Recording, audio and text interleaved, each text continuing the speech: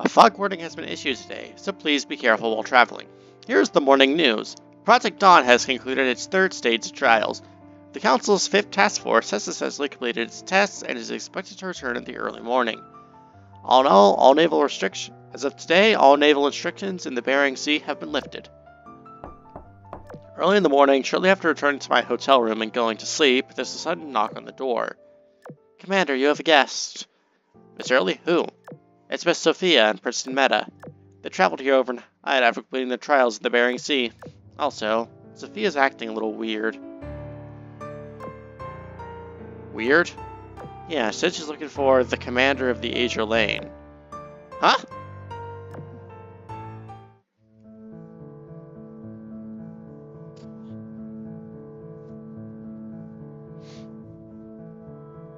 Short while later, I came face to face with Sophia in the parlor. Meet again. Should I say, it's a pleasure to make your acquaintance, Commander of the Azur Lane. Based on what I've learned in the past few days, there are 3 types of people in this perfect future.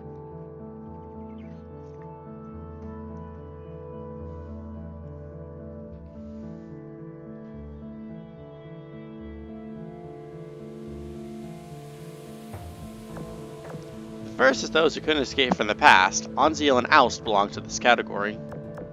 They retain their memories from the Alpha timeline, also possessing memories of living in this world. They believe their memories from this world are their real memories. The second type of those who did manage to escape from the past but were thrust into this perfect future for one reason or another. Memphis and Enterprise are the prime examples of this. Just like the first type, they have 2 sets of memories at the same time, but they consider their memories from the Alpha timeline to be real, while those from this world are fake. The third and last type is unique. It doesn't want to have any memories of living in this world. I thought this was only a case collection of myself, but it seems Sophia is one as well. Do we know Sophia? Is she just from an event I skipped? Or like, what's the deal?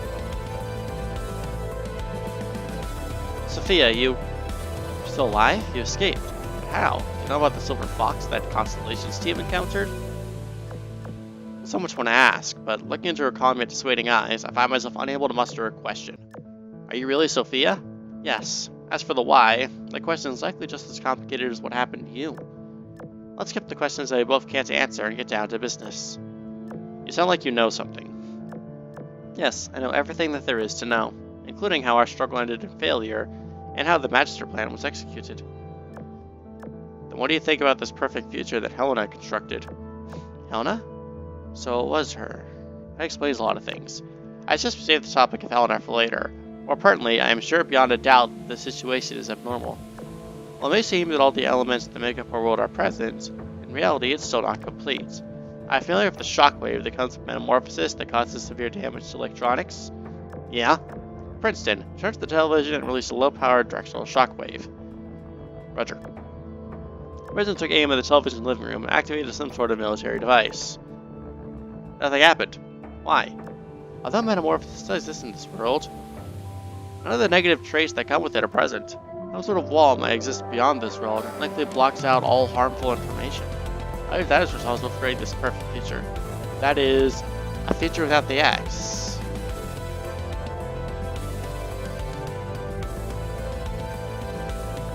If a world continues existence requires certain equipment, or even certain people, then can it really be relied on? Is that the reason why you doubt this perfect future? It's only one reason out of several. Every person should have the right to enjoy this moment, from those who fell in the past to those who fight even to this day. However, that does not include me, nor the Council's 5th Task Force. To defend our home, to protect humanity. That was our sworn duty. The world fell and we failed to fulfill it. That's why we need to keep moving forward, no matter what happens. I will not be stopped by a future that appears to be perfect. Now let me address the Helena's question. Do you know why I decided to come straight to you? Because someone sent Helena to my fleet. Helena from the Azur Lane. What? Our Helena? How'd she get out to this? Where is she? Is she okay? Take it easy. She's at my place right now. I had to first make sure that you were who I thought you were, so I couldn't bring her with me so easily. Now that I verified your identity, I can bring you to her.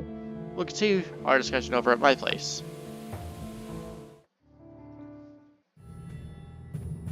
Sophia's at her place, she wasn't talking about a hotel room. Rather, the Calabrian Pride, the flagship of the Council's 5th Task Force, anchored at the naval station. I'm shown to a cabin where I find Helena. Commander, thank gosh I finally found you. Although a bit anxious, she maintains relatively calm demeanor. After going through a series of bizarre events in succession, she must have adapted to it somewhat. Based on Sophia's findings, Helena in this world is likely very specifically refers to the one standing before me. The importance of this fact is self-apparent. So that the creator of this perfect future, Helena Meta, does not exist in this world. Not only is she looking down at us from a higher dimension, but she also has no place in this beautiful future. Aww. Perhaps that's why she had to drag another version of herself into this. That fact alone disqualifies this future from being called perfect. Tomorrow is the day when the unusual weather pattern will appear over Anchorage. It's also when the Council will enact its plan. Sophia and I both says this timing holds some sort of significance. Helena Meta might even purposely plan this event for these various factions together. I can't imagine what reasons she'd have for it, but there is a chance to get in direct contact with her. We should split up. I'll go to Alst, you go to Anzio. Whatever happens, everybody needs to know the truth and make a choice. On the way to Anzio's holiday house, I run into Enterprise Meta and Essex Meta. They've been waiting here for quite some time. Don't get in the commander's way, Enterprise. Even you can't stop this. So this is your choice, Lexington. Give it up already. I'm not an emotionless machine like the ants you choose. I really can kill you if you push me too far. Okay? All this is a mirage that's so easily dispelled, there's no point in killing me.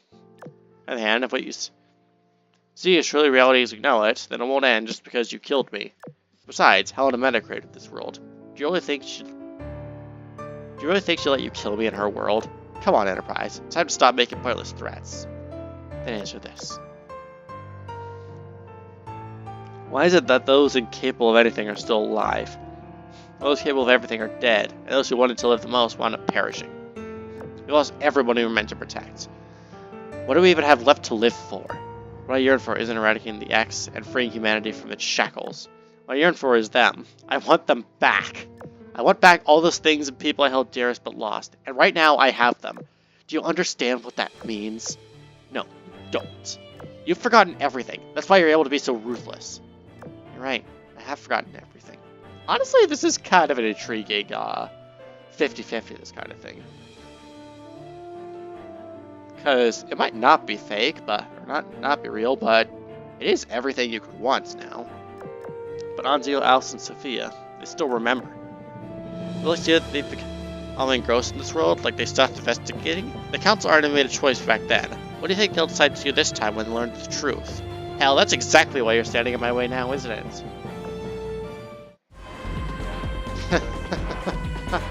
Why? Why are you always thinking only about yourself? Why can you be so selfish that you won't even let us save you? Well, since you're so relentlessly egotistical, is it fair for us to do what we want for once? Essex Meta suddenly snaps, and dark aura starts emanating from her. What the hell? Is this meta corrosion? Not the Essex from the test sites. You're her. The Essex who should have died in the X's waves. She's what? Whatever, just calm down. But I activate some sort of machine that causes the surrounding meta corrosion to vanish instantly. Essex, meanwhile, falls into a coma. The element was so sudden that both Enterprise and I are left speechless. I don't mean to deny the beauty of everything that's here. I'm just saying that she makes mistakes, she gets tired, and she also deserves to see this wonderful world. I don't want you to place the whole burden on her, Enterprise. I'll look after Essex. Do whatever it is you want. Enterprise takes Essex with her and leaves. I was the only one who stood by me from start to finish, unfazed by Enterprise threats. Lexington. I can take Enterprise's questions in stride. However, when it comes to Lexington, who's been giving a new lease on life thanks to this world. Lexington, I'm sorry. Shh, you don't have to say anything. I'll support you no matter what choice you make. Let's go, shall we? Still have half a mountain to climb.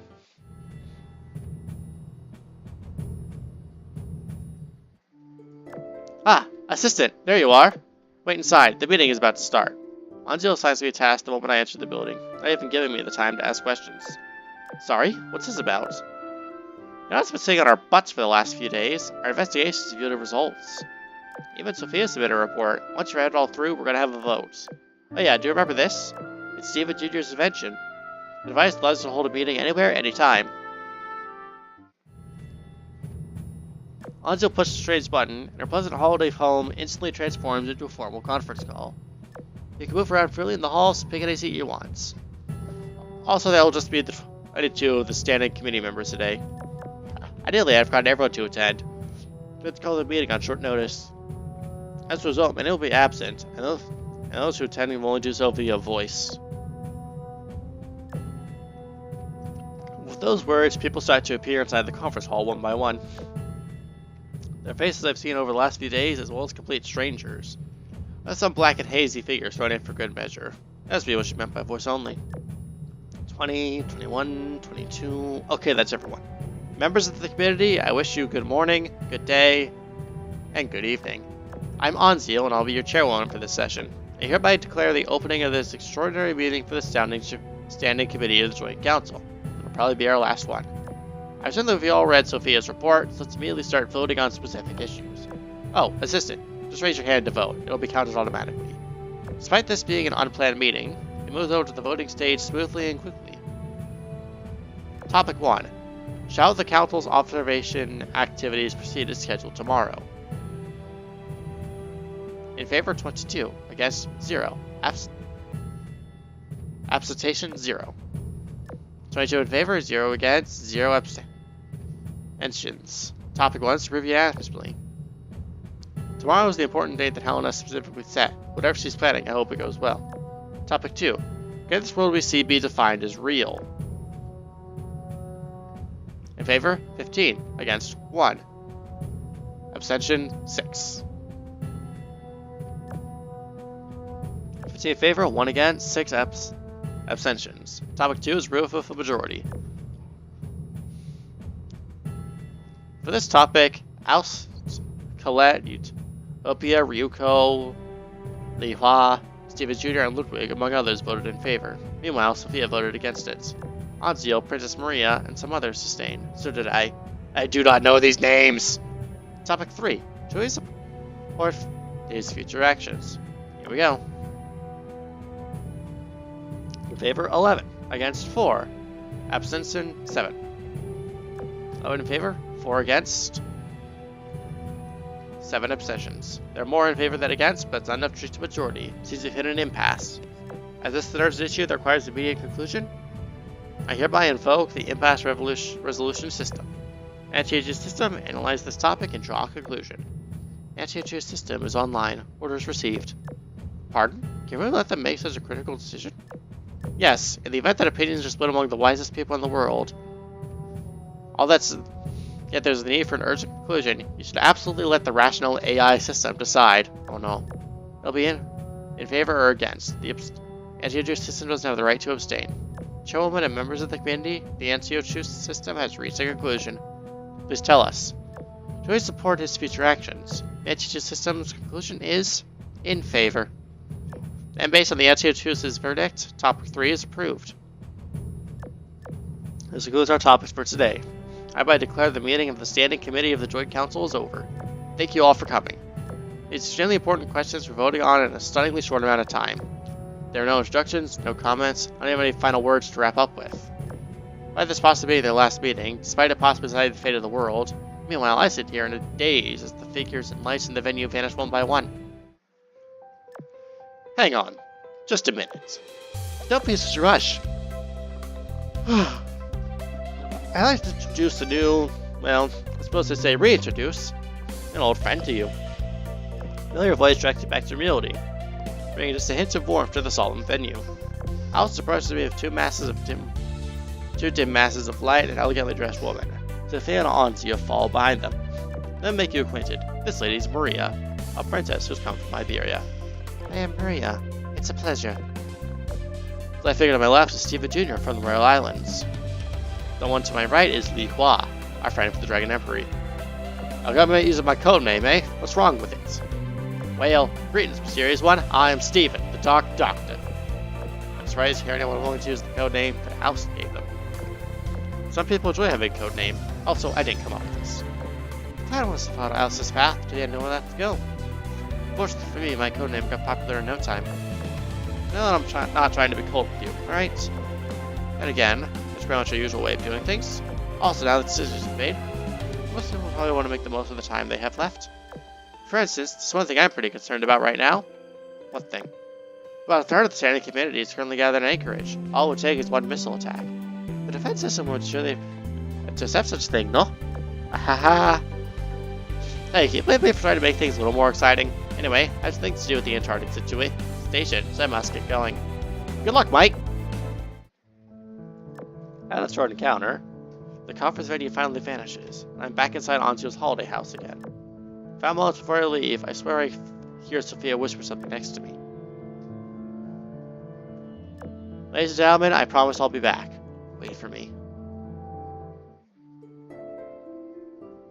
It's gonna be a longer episode, I guess. I know, you always went with your instincts. You always put yourself in the line of fire to save others. Even if you could do it all over again, you'd make the same choice. But this time, go the other way. If you just go the other way, you'll make it. Before I knew it, it was the opening day for Richard's new movie, Frequency. Liston and I were joined by Helena, Anzil, and surprise Memphis, and William D. Porter's party to watch the council's special screening. After that, I planned to stay at Anzil's villa until it was time to go to the observatory after dinner. Like I said, off to do the same, but after lunch, she was on the phone with someone for a long time. The mission kicks off tonight, doesn't it? Sorry I couldn't make it. Heard all about it, though. Things been a real mess here, too. The more I learned, the more questions I have. This road really is reconstructed using memories of the past. Well, they're using the process pretty faulty. So I think it made the right decision. It has to be right. That's why I can't bear to come see you. Sarah, I'm sorry, sis. Being busy was just a bad excuse. I want to see you so much. But I just can't. If I see you in person, who knows what I'll do. You made your decision, and I don't want to get in the way of it. Sis, do you think we'll ever see each other again? I don't know. The Commander has a more perfect future in mind for us, though. I have faith that if our vision is realized, you and I will be reunited. You better promise me, sis.